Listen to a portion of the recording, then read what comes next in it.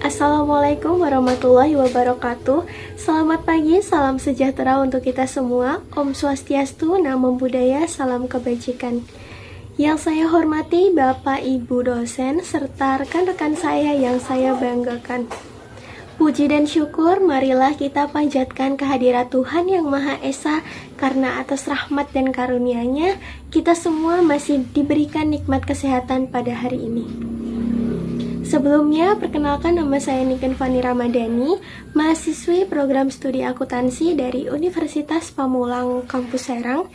Pada kesempatan yang berharga ini, izinkan saya menyampaikan sebuah pidato mengenai perkembangan teknologi yang semakin memudahkan proses pendidikan bagi semua kalangan, sekaligus untuk memenuhi tugas akademik mata kuliah Bahasa Indonesia.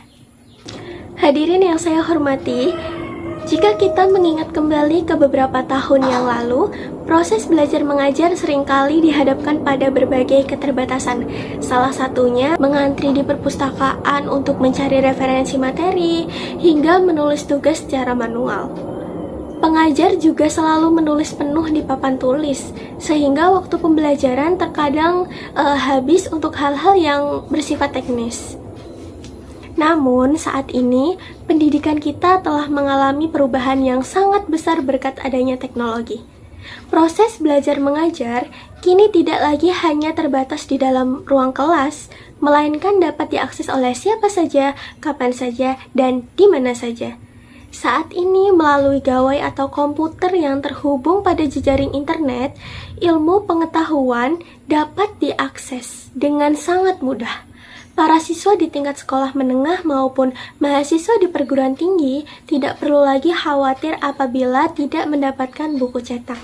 Berbagai artikel ilmiah, video pembelajaran yang interaktif, serta buku digital yang kita akses hanya dalam hitungan detik.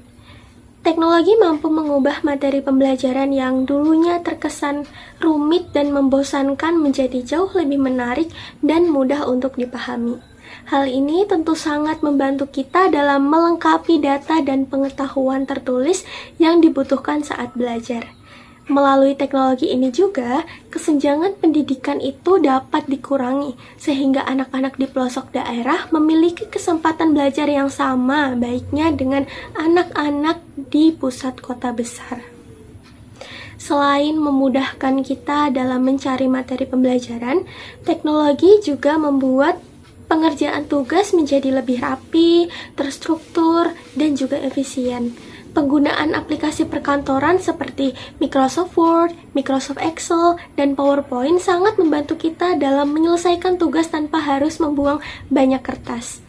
Kerja kelompok juga kini menjadi lebih fleksibel, tidak harus berkumpul secara fisik sampai larut malam, melainkan dapat berdiskusi secara langsung melalui panggilan video atau aplikasi WhatsApp dari rumah masing-masing.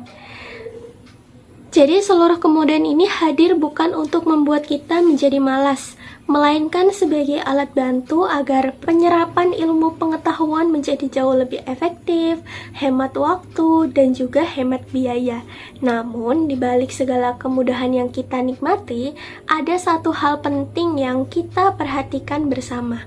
Teknologi canggih tidak akan memberikan dampak positif apabila kita tidak menggunakannya secara bijak dan bertanggung jawab. Jadi jangan sampai gawai yang kita miliki itu justru lebih banyak digunakan untuk hal-hal yang kurang bermanfaat. Tingkat pengetahuan kita itu sangat bergantung pada apa yang kita baca dan kita pelajari setiap hari. Oleh karena itu, kita harus pandai dalam menyaring informasi yang benar dan menghindari berita hoaks. Sebagai generasi muda yang terdidik, kita dituntut untuk tampil beda dengan cara memanfaatkan teknologi ini untuk mengasah kreativitas, inovasi, dan keterampilan diri.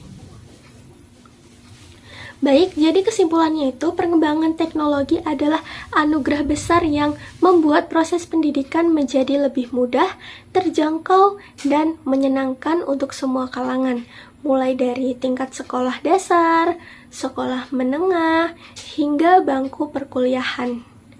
Kemudahan ini adalah peluang emas bagi kita untuk terus melangkah maju.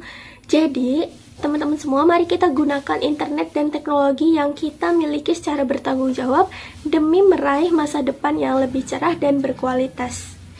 Demikian pidato yang dapat saya sampaikan pada kesempatan kali ini. Saya mengucapkan terima kasih yang sebesar-besarnya atas perhatian Bapak atau Ibu dosen serta seluruh rekan-rekan saya yang sudah menonton. Mohon maaf yang sebesar-besarnya apabila terdapat kekurangan atau ada kata-kata saya yang kurang berkenan di hati hadirin sekalian. Selamat pagi dan salam sejahtera untuk kita semua.